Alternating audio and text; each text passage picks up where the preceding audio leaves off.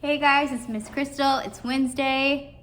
I've got some random fun books to talk about. Okay, so I'm gonna start with my high school ones, and then I'm gonna go into my middle grade reads, which I'm really excited about. So the first one's up, the Chandler Legacies. So this is kind of a play on words, because if anyone knows like what a legacy is in the context of like a school, is like someone whose family has gone to this school or been in this institution for generations, and now they're considered a legacy student. And so yeah, these students aren't really, and so it's kind of like a play on that. And they are at this like super elite boarding school called Chandler Academy, and it's like an ensemble cast, which I always love in a book because you get to like experience a lot of different perspectives. And so we have a couple people. Okay, we've got Beth. She's a townie. She's a sophomore. She has some tension with her roommate Sarah.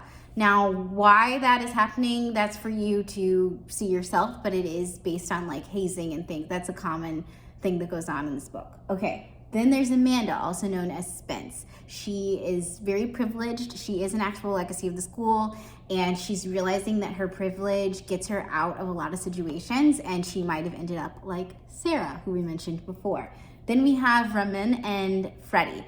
Rubin is homosexual, and he is from Iran, and he is basically like a transfer student.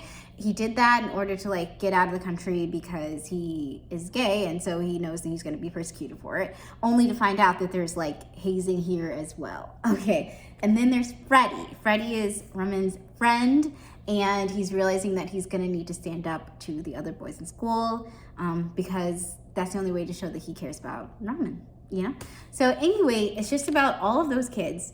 And one thing that connects them all is that they're in this like writing group together, and it's just about how they're confronting the racism, homophobia, hazing, abusive culture that is the Chandler Academy. So I think it's interesting. Anybody that's had to fight against the system will definitely understand where these kids are coming from. Okay, next one, The Corpse Queen. This is so much different than the first one. This is about this girl, what's her name? Molly. Molly is an orphan. She's 17. Now, this is Philadelphia, 1855, okay? And so she is, the orphanage tells her that there's like this long-lost aunt that wants her, and she's pretty sure that like they're lying to her and that Sam's family has like bought her as a maid or something, which used to happen back then. And so she goes to this address. She realizes that they weren't lying. Her aunt really does want to keep her, and her aunt's name is Ava. She's a little eccentric, and she's loaded. And she ropes in Molly to basically like grave rob. That's her like occupation.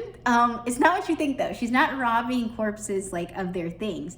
She is taking the actual corpse and is selling them to medical schools, because back then I believe it was very hard to get your hands on like a cadaver or something, even for like research purposes. It was considered like a superstitious, like you like couldn't do that. Like people looked down on it. So that's what she does. But then also in the background, there's this mystery of like missing girls have been found all over the city.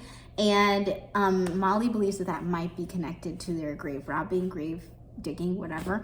And so she goes in to try to solve this mystery, but ends up kind of in a bind herself. So interesting. I like a good historical mystery. Okay, middle school, here we go. Ice Cream Machine. So this one I think is really fun because it has a series of stories in it, all written by Rubin, and there's different illustrators for each story.